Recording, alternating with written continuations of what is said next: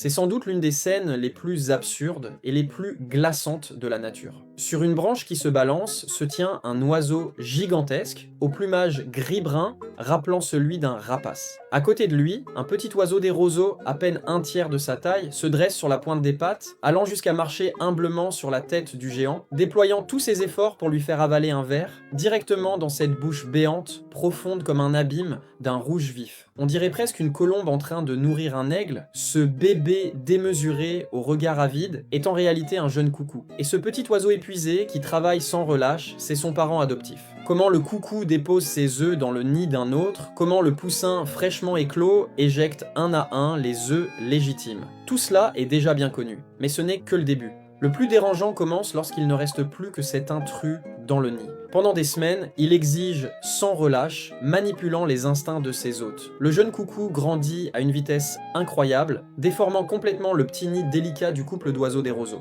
Et pourtant, ces dernières ne se rendent compte de rien. Comme hypnotisés, ils passent leur journée à chercher des insectes pour nourrir exclusivement cet étranger. Sa croissance est si rapide que le nid finit par céder et son corps déborde, s'étalant dans les roseaux. À ce stade, la différence de taille est flagrante. N'importe qui verrait que ce n'est pas leur petit. Mais les parents adoptifs continuent, obsédés par une seule chose, nourrir.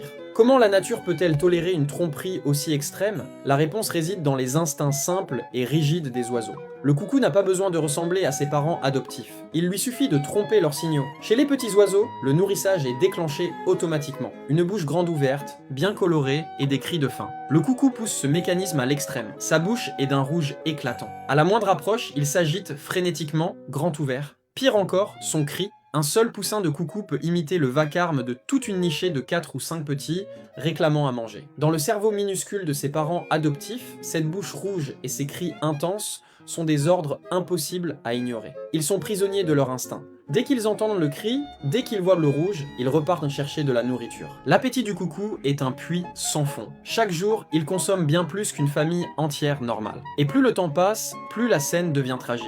À l'approche de l'envol, le coucou est devenu 3 à 4 fois plus grand que ses parents adoptifs. Ils ne peuvent même plus atteindre sa bouche. Alors il se pose sur son dos ou directement sur sa tête pour le nourrir. À peine nourri, il bat des ailes, les presse de repartir chercher encore. Parfois, il les attrape même du bec, les forçant à continuer sans pause. Lui, arrogant, attend simplement. Eux, comme des machines, vont et viennent sans fin, incapables de combler cet appétit. Au bout d'environ 1 mois, le coucou est pleinement développé. Son plumage imite celui d'un rapace pour effrayer les prédateurs. Et dès que ses ailes sont prêtes, sans la moindre hésitation, il s'envole. Direction l'Afrique. Les parents adoptifs, eux, n'ont rien gagné. Ils ont perdu 1 année de reproduction, donné toute leur énergie pour élever un intrus. Épuisés, ils restent là, immobiles. La bouche insatiable a disparu. Il ne reste qu'un regard vide, perdu dans le vent.